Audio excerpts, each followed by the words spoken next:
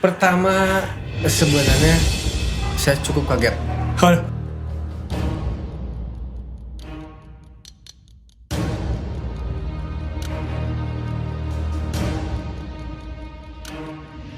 Oke, kembali lagi di Steksa Podcast SMK Negeri 1 Sagaranten bersama saya Opi Sopian yang menjadi host di episode kali ini.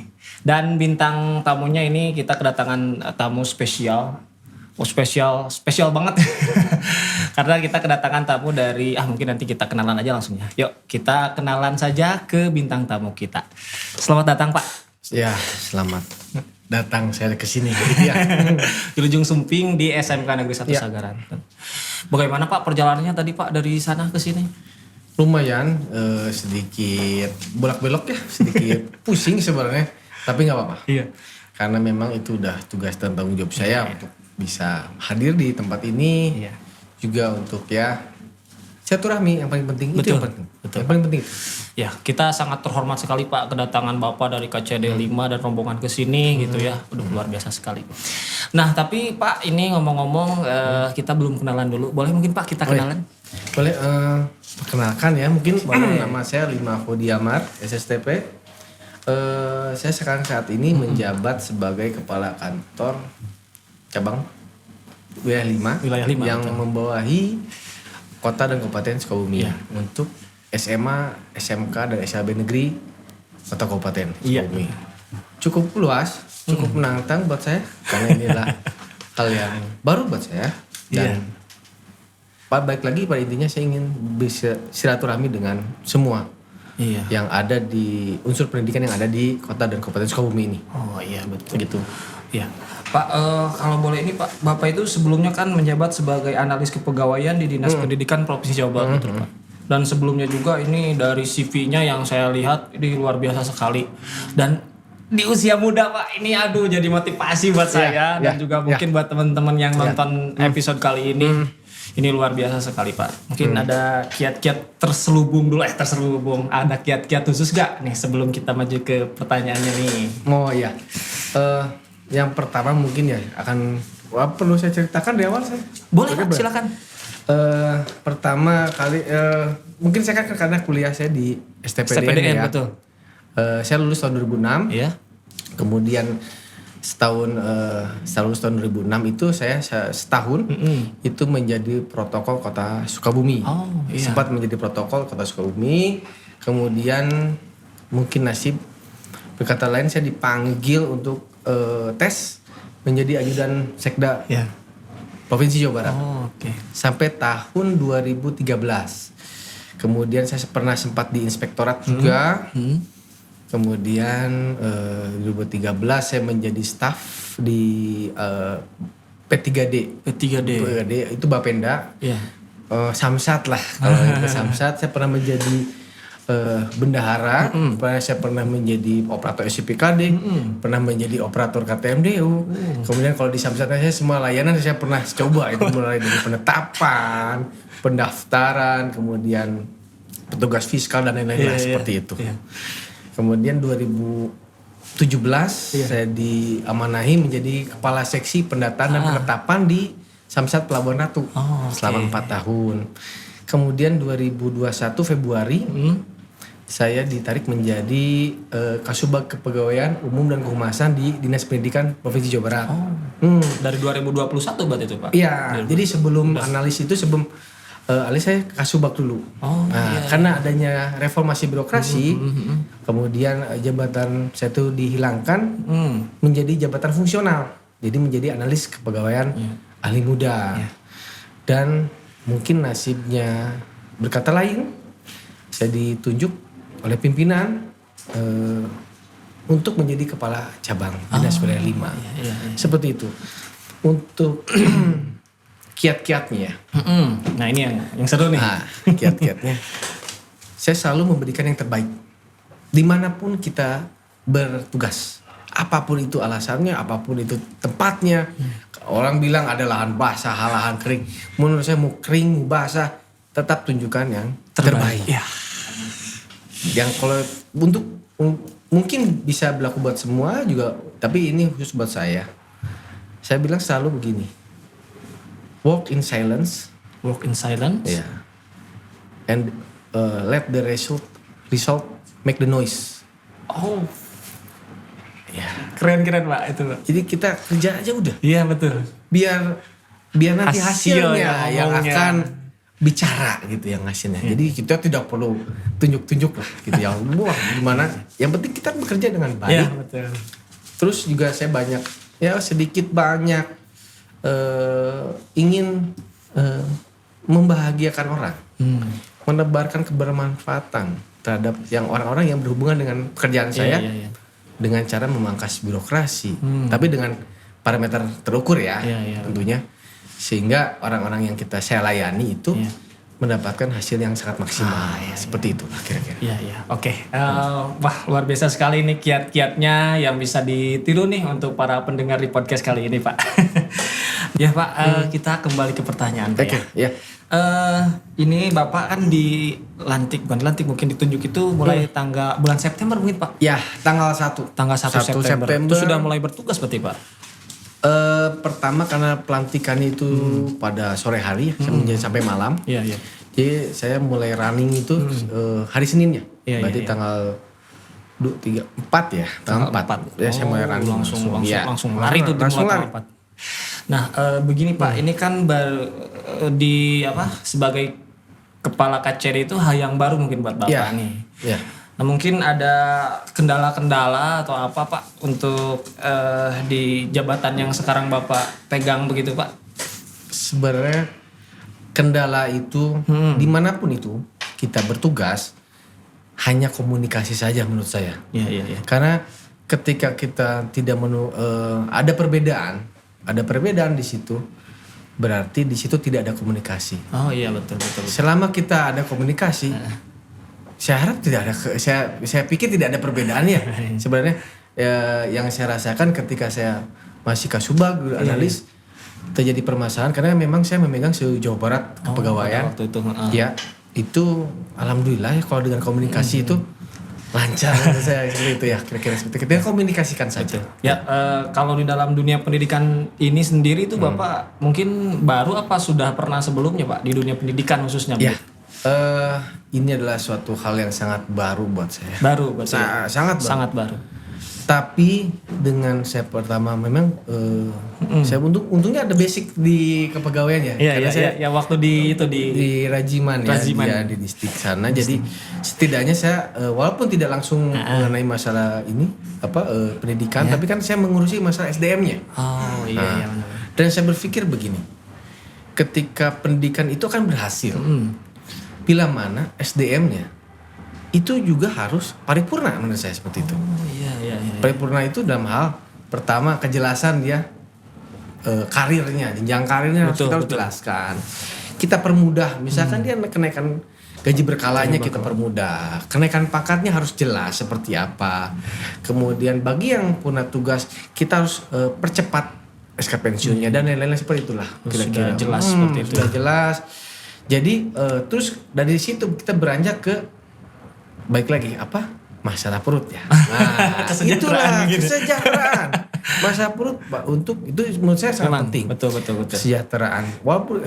Walaupun ada satu masalah sedikit.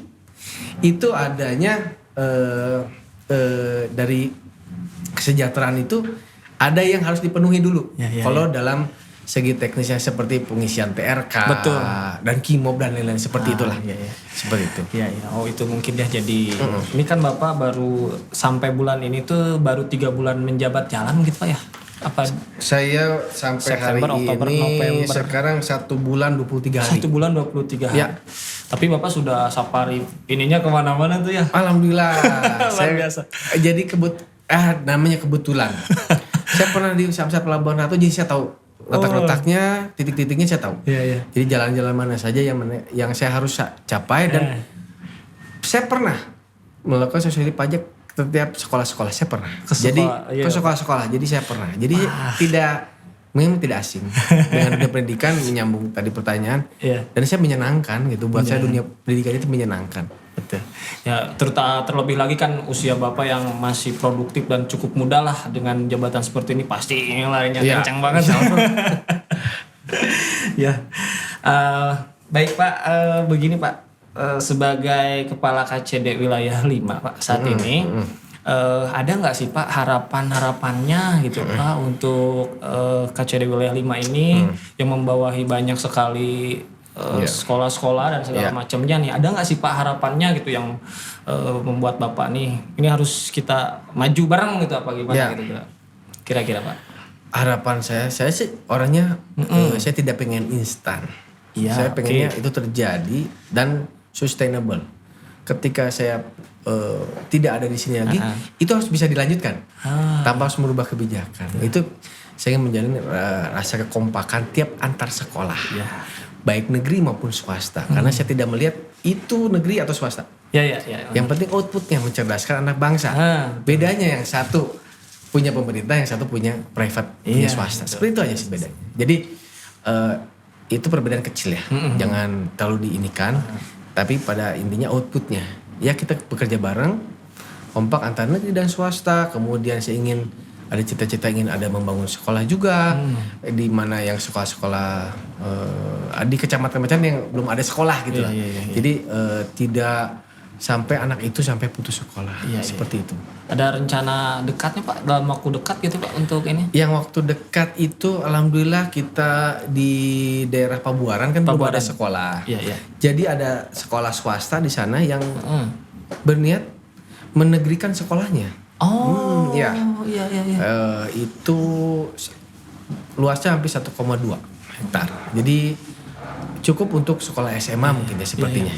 Menarik nih Pak, karena Pabuaran itu dekat dengan wilayah Sagaranten ya. Betul.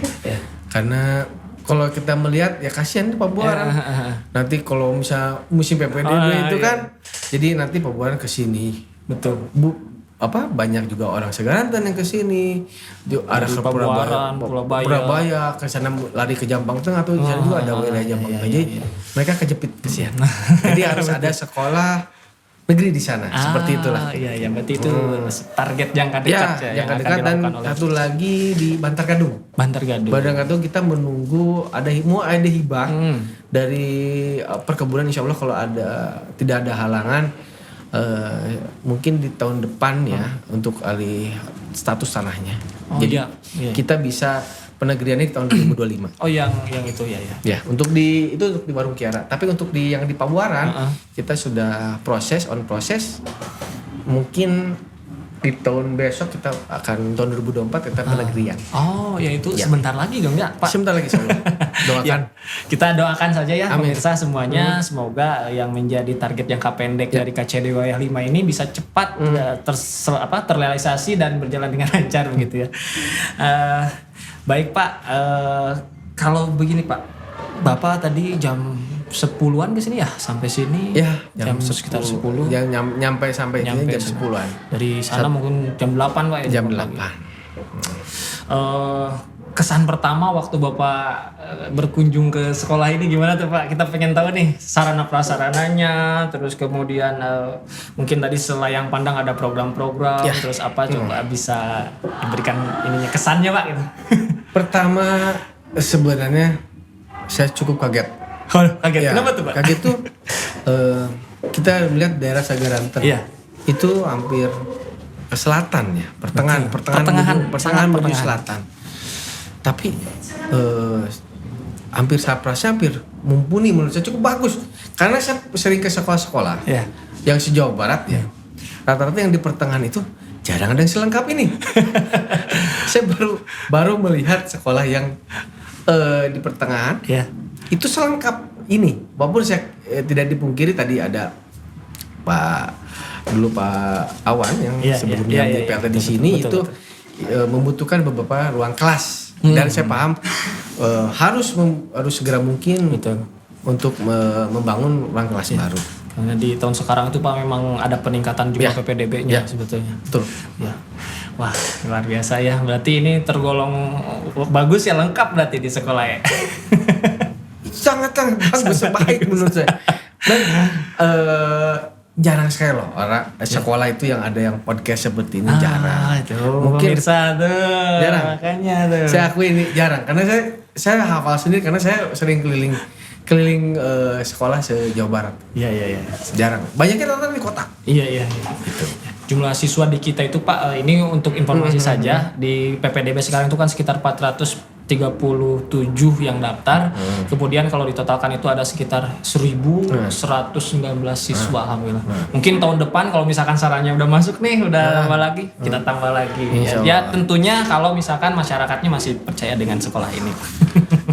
Insya Allah kalau misalnya segala saprasnya terpenuhi, siswanya juga merasa enak dan menyenangkan sekolah di sini.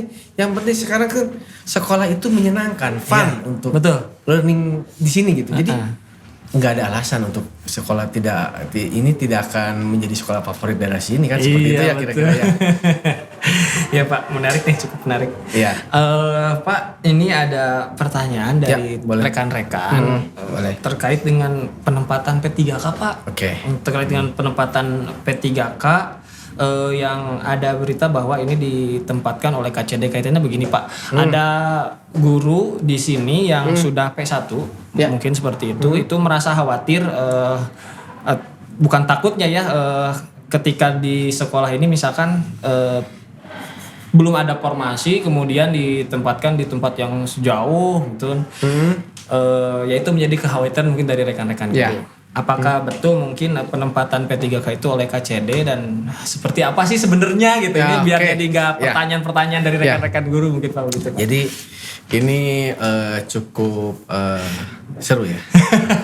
Karena saya juga sedikit tahu masalah P3K. Jadi P3K itu awalnya ketika yang bersangkutan mendaftar P3K di BKN. Betul. Ya kan? Itu ngeklik daftar tujuan sekolahnya. Ya kan, isi di situ. Misalnya sekolah SMKN 1 Segeranten. Lolos, ketika dia lolos, kemudian dia menjadi P3K, itu dia kontrak kerjanya dengan BKD. Dengan BKD. Berarti distrik hanya sebagai user. Kita hanya drop. Sesuai dengan keinginan ketika yang bersangkutan ngeklik. Betul. Di BKN, ketika yang bersangkutan ngeklik di SMKN Segaranten ini, status Segaranten ini, maka yang bersangkutan akan ditempatkan di sini. Itu untuk batch pertama dan batch kedua. Batch ketiga itu bisa relokasi. Batch yang ketiga tuh. Yang ketiga, yang terakhir ini bisa relokasi, tapi harus dari awal. Dari awal, ketika dia sudah lolos, kemudian dia menginformasikan ke relokasi ke bidang GTK, kemudian ditindaklanjuti SPMT oleh bidang dari kepegawaian seperti itu. Jadi untuk yang tahap pertama mungkin itu ya batch 1 ya, atau tahap berapa itu? Tahap 1. Tahap 1 ketika dia kliknya di sini berarti di sini. Pasti di sini betul. Kalau yang tahap 1. Ya. Begitu juga sama ya, ini info sedikit. Begitu juga untuk PNS atau CPNS yang mendaftar, kemudian ada penempatan, itu penempatannya dari BKD, nanti penempatannya ada di misalkan di SMKN sini, maka dia tidak bisa pindah selama 10 tahun, aturan seperti itu dari BKN seperti itu. Ya, berarti memang dari awal itu pendaftarannya saja mungkin. Ya, dari pendaftarannya. Jadi yang jadi permasalahan itu adalah ketika yang bersangkutan ngeklik misalnya di SMKN misalkan Tegal Bulet nih, orangnya orang Segaranten, mau pindah ke sini, nah itu yang menjadi permasalahannya. Karena sampai sekarang belum ada regulasi yang mengatur hal seperti itu untuk perpindahan. Untuk batch 1 dan batch 2. Seperti itu. Ya, mungkin seperti itu ya rekan-rekan dari guru dan semuanya, supaya tidak jadi pertanyaan-pertanyaan lagi nih. Kita langsung saja bertanya namanya kita ada di podcast ini. Jadi nggak ada KCD yang menempatkan. Nggak ada. Jadi itu memang sesuai dari yang bersangkutannya ketika mengklik pertama. Iya. Seperti itu ya. Nah baik Pak, cukup menarik Pak perbincangan kita di episode kali ini. Kita mungkin minta sedikit saran untuk sekolah kita nih, dan juga mungkin ada motivasi nih untuk adik-adik, untuk semua siswa dan juga para pendengar di podcast ini dari Bapak. Dari Bapak sebagai KCD wilayah 5 Pak ya. Ya saran mungkin juga motivasinya mungkin ya. Kalau untuk saya saran untuk sekolah, harapan untuk sekolah, apapun yang terjadi di sekolah ini, baik buruk, segera komunikasikan dengan KCD. Segera selesaikan lah. Walaupun ada permasalahan sedikit pun kita selesaikan. Karena pasti ada solusi dengan hal seperti itu. Betul. Dan juga kita dengan hati-hati gitu ya, Bapak Ibu guru dengan murid sekarang hati-hati dengan perilaku kita tidak seperti dulu lagi. Gitu ya, jadi lebih hati-hati lagi, entah itu dalam bentuk, kalau dulu sih kalau guru ya ada sedikit kontak fisik atau apa itu tidak masalah. Nah ini sekarang berbeda zamannya, ya tolong dipahami itu hati-hati sekali dengan itu. Jadi kita harus lebih humanis gitu, seperti itulah. Sedangkan untuk siswanya sendiri itu saya kalau melihat seperti ini, karena saya sangka anak SMK ya, semuanya khususnya umumnya anak SMK khususnya di sini SMK 1 Sagaranten, saya harap siswa di sini tuh sudah mempunyai soft skill dan lain-lainnya. Jadi dia udah punya kemampuan dasar yang berbeda dengan anak SMA pada umumnya. Mereka itu harus punya jiwa entrepreneur. Yang pertama. Yang keduanya, tidak ada alasan untuk menganggur. Bila mana yang bersangkutan tidak diterima kerja atau kan bisa wira swasta, wira usaha atau bisa mencari kerja dengan perusahaan yang lain karena mereka udah punya sesuatu yang dibekali dari sekolah gitu. Iya. Seperti itulah kira-kira. Iya. Berarti keluar sekolah ini tidak ada alasan lagi untuk nganggur. Mau kerja. Wirausaha. Dan buang ego jauh-jauh. Betul. Urusan iPhone 15 Pro Max urusan nanti saja. Kalau sudah ketemu waktunya bisa kebeli. Iya, yakin. Gak usah yang aneh-aneh lah. Geng-gengsi itu harus di sampingan dulu Pak. Gengsi mau karena di sini juga kan di SMK Negeri 1 Sagaranten memang ada unit produksi Pak. Seperti dari tiap jurusannya itu punya unit wirausaha. Mungkin jadi bekal untuk adik-adik nih untuk anak-anak SMK Negeri 1 Sagaranten. Harus gitu. Semangat. Karena kalau nggak semangat kapan lagi? Iya, betul. Nanti umur makin naik. Yang di bawah ada lagi adik-adik kelasnya semakin naik ke atas. Kapan nanti kesalip. Gitu, seperti itu akhirnya. Iya. Baik Pak, aduh luar biasa sekali pertemuan kali ini di Steksa Podcast kali ini. Terima kasih Pak sudah berkenan hadir, kemudian memberikan banyak sekali insight untuk pertemuan kali ini. Dan teman-teman sekalian, jangan lupa untuk terus pantengin terus di YouTube di Steksa Podcast SMK Negeri 1 Sagaranten. Dan mungkin ini kita akhiri Pak pertemuan hari ini. Saya Opi Sopian pamit. 5 for the Amar out. Sampai jumpa di episode berikutnya. Assalamualaikum warahmatullahi wabarakatuh.